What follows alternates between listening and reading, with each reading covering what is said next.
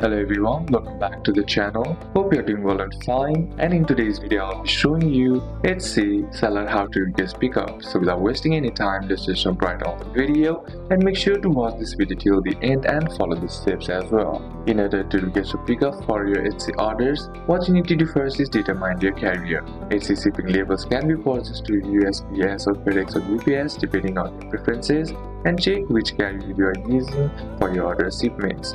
And next is to schedule pickup via carrier website. Etsy itself does not directly schedule pickups, but you can request pickups on the carrier's site. So for UPS pickup, simply head over and visit UPS package pickup site, then enter your pickup address and select the pickup date and time, then indicate the number of packages and lastly confirm your request. This service is typically free, and for UPS pickup, go to the UPS pickup service, then log in or enter your address details, then choose the pickup date and time and confirm your pickup due date. So these are a couple of steps that you can apply, and that's it for today's video guys. Hope this video was useful to you. Leave a like if it did and comment down any questions that you have, and see you soon on the next one.